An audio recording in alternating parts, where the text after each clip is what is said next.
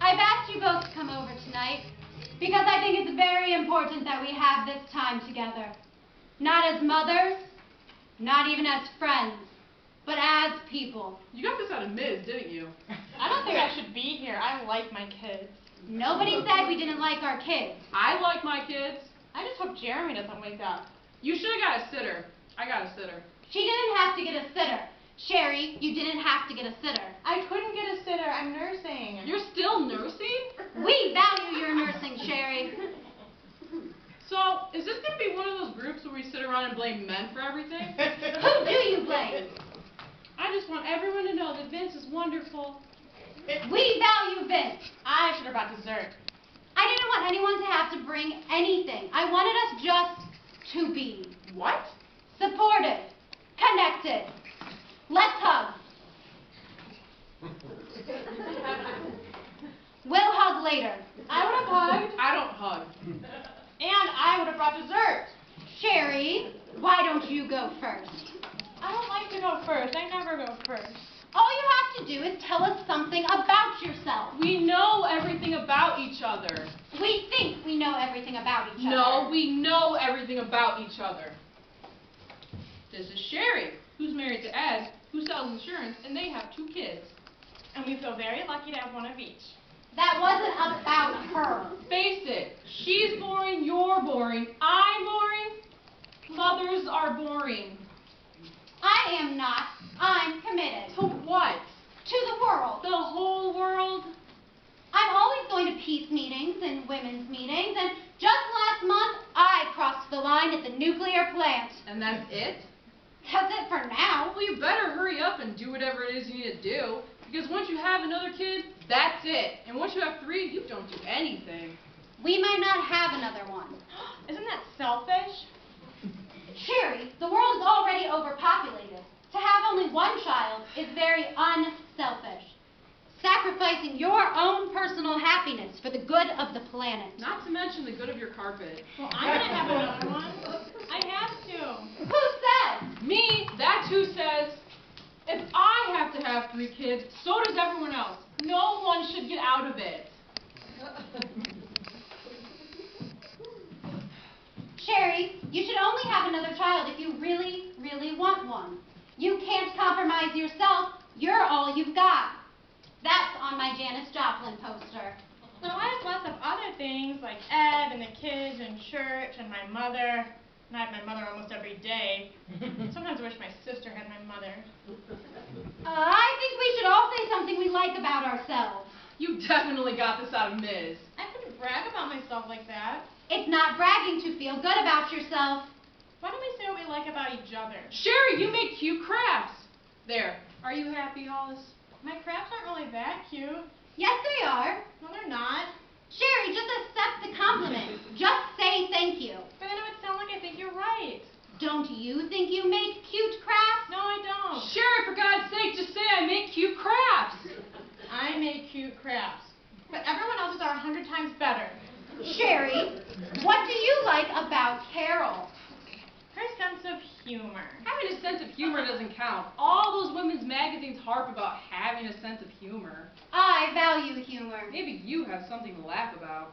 Well, I think Carol has a good sense of responsibility. I think Carol has a good sense of getting stuck with the trash. I'm hearing some anger, Carol. I have no anger. I have no anger and I have no life. And I don't have, what's that word, Hollis? That Ms. word?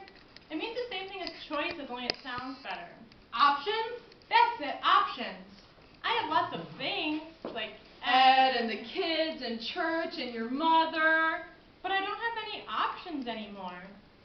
It's never too late to do what you really want. That's what the women's magazines are saying. Well, there is one thing I've always wanted to do. Get your kids weaned before they hit puberty. I want to win the Mrs. America pageant.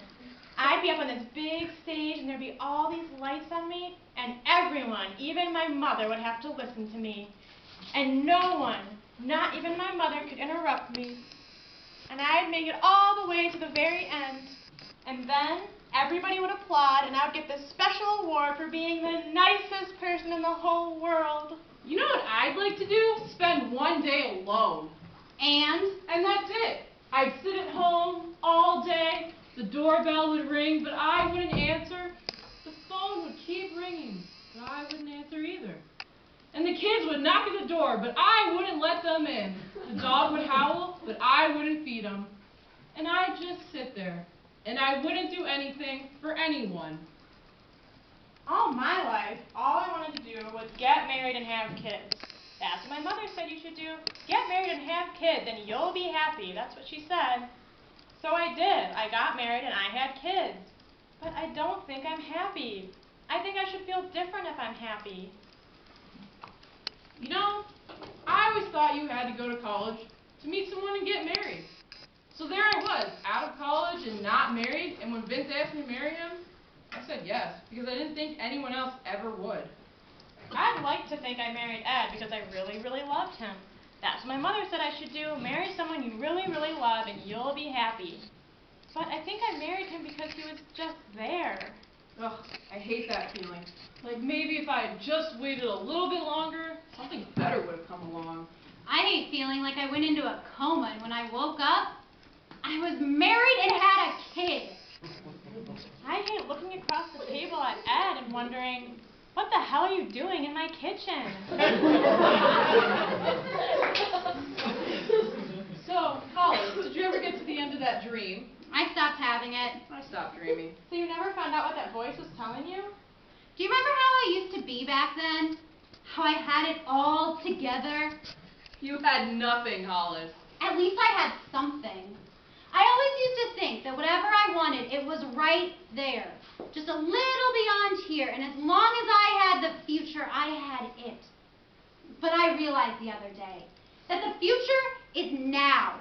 The future is now, and every day it turns into the past. And I still don't know what I'm supposed to do with all this. All of what? All this. All that junk we had to learn. Like the other day, when I was trying to figure out how much more Gerber's baby food costs than the generic, I thought, oh, so that's why I had to learn math. And don't get me wrong, I'm glad that I learned about nouns and adjectives so I can write my papers on overpopulation and the sad plight of third world women. But what about all that other stuff? What about the doubt and the agony and the love and the fear? What are we supposed to do with all that? Live, Hollis, just live. You mean just get through? Just get by? I guess. Not me. There's got to be a point to all this, and I'm going to find it. And when I do,